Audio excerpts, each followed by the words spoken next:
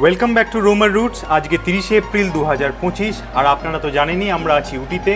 আর এই পাহাড়ি শহরটা যেন প্রতিটা দিনই একটা নতুন গল্প লেখে। আর আজকের গল্পটা শুরু হচ্ছে উটি থেকে পাইকারার পথে।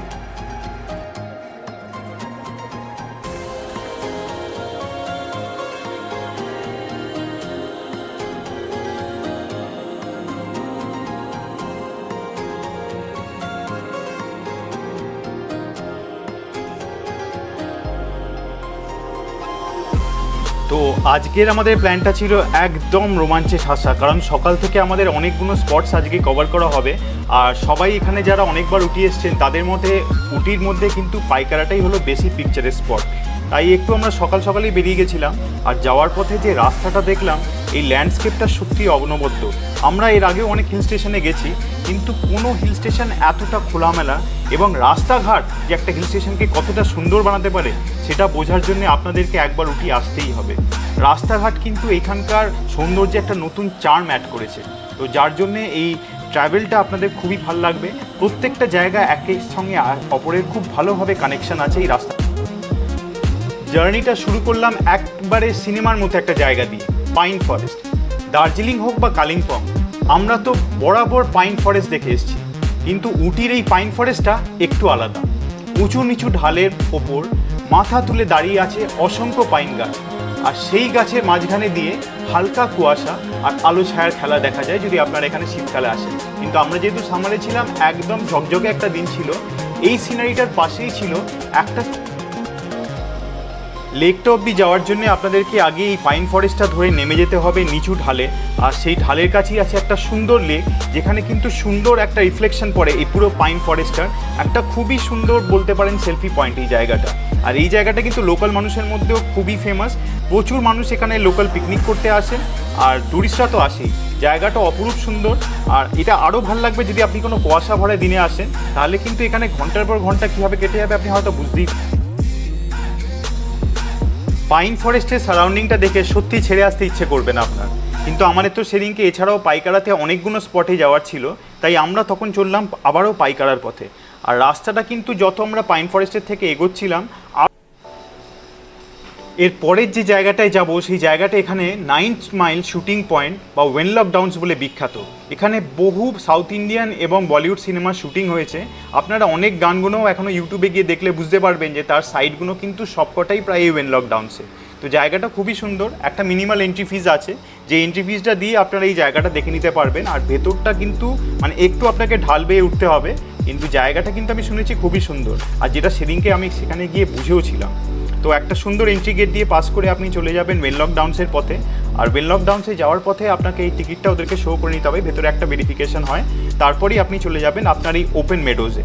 মেডোজটা আমি জানি এর আগে হয়তো অনেক মানুষই আপনারা যারা দেখছেন তারা হয়তো কাশ্মীর ঘুরেছেন, হিমাচলের অনেক সুন্দর জায়গা গ্রাম ঘুরেছেন, কিন্তু সাউথ ইন্ডিয়াতে যে এত সুন্দর একটা মেডো পয়েন্ট আছে সেটা কিন্তু ওয়েনলক ডাউনসে না এলে আপনারা বুঝতে পারবেন না।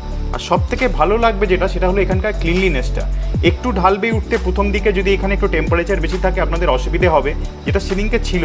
কিন্তু ওপরে ওঠার পর যে মনোরম হাওয়া আর এখানকার যে পরিবেশটা, যেন মনে হবে এইটুকু ঢালটা ওঠার ফলেই আপনাদের এখানে প্রায় পরিবেশটাই যেন। আর এখানে পৌঁছতেও যদিও একটু বেলা হয়ে গেছিলো, তো তার ফলেও তাপমাত্রাটা তুলনামূলকভাবে একটু বেশি হয়ে গেছিলো দিনটায়। কিন্তু যতই গরম থাকুক, পাহাড়ের মাথায় ওঠার পর একটা জিনিস বুঝলাম, এই জায়গাটার বাতাসেই আলাদা কিছু গন্ধ আছে। বাতাসটা ছিল একেবারে মুখের ওপরে ঠিক এসে লাগাটাই। আর অপার সবুজের মধ্যে বয়ে যাওয়া সেই পাহাড়ি হাওয়া, একদিকে ঘাসে ঢাকা পাহাড়, অন্যদিকে পাহাড়ের পেছনে লুকিয়ে থাকা ঝিল আর বনাঞ্চল। পৃথিবীর কোনো স্টুডিও এত সুন্দর ল্যান্ডস্কেপকে হার। এই জায়গার প্রত্যেকটা অ্যাঙ্গেল, প্রত্যেকটা সাইটই যেন মনে হবে পিকচারে, সব জায়গাতেই প্রায় আপনার মনে হবে ছবি তোলার মতো। আর এখান ছেড়ে তো সেদিনকে আমার নামতে ইচ্ছে করছিল না। আমার উটিতে দেখা এখন অবধি সব থেকে সুন্দর এবং মনোরম জায়গা ছিল এটাই।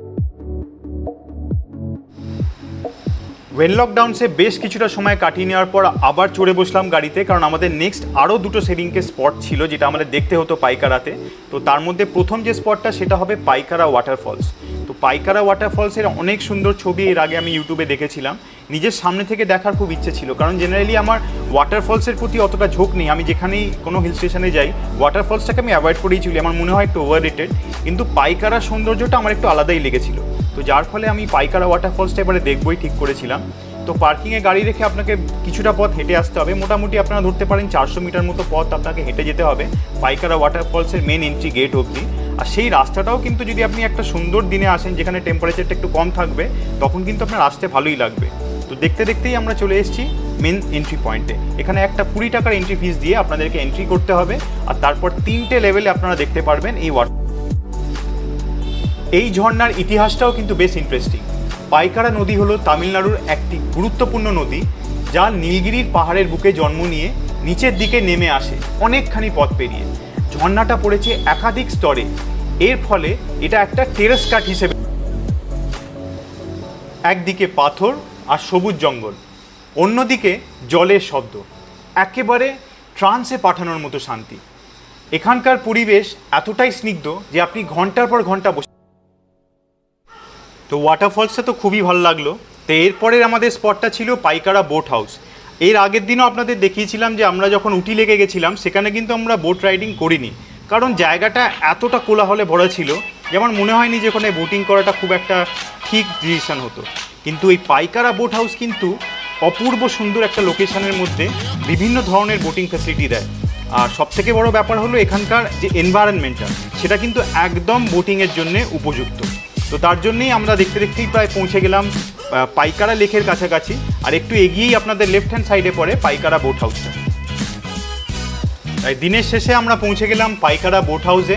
এখানে নানা ধরনের বোট অপশান আছে, jet ski, paddle boats, speed boats, কিন্তু আমি আর আমার সঙ্গীরা বেছে নিয়েছিলাম একটু কম অ্যাডভেঞ্চারাস কিন্তু একটু আরামদায়ক 10 seater motor boat. Jet ski আর ছোটো বোটের স্পিড আর ঝাঁকুনি চোখ ধাঁধিয়ে যাচ্ছিল, কিন্তু আমাদের সেই শান্ত রাইডটা মনে রাখার মতো ছিল।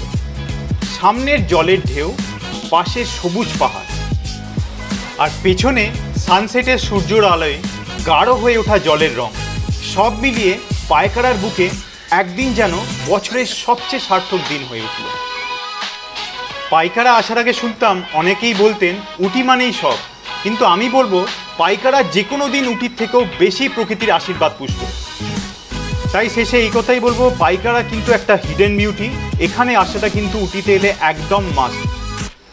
এবার যারা ভাবছেন আমাদের এই পাহাড়ি দিনের এখানেই শেষ, তাদেরকে বলবো না, সেই বিকেলে আমরা কিন্তু হাজির হয়েছিলাম মাদুমালাই টাইগার রিজার্ভে আমাদের প্রথম জঙ্গল সাফারিতে। সেই রোমাঞ্চ, সেই সন্ধ্যা শিহরণ সবটাই থাকবে পরবর্তী ব্লগে।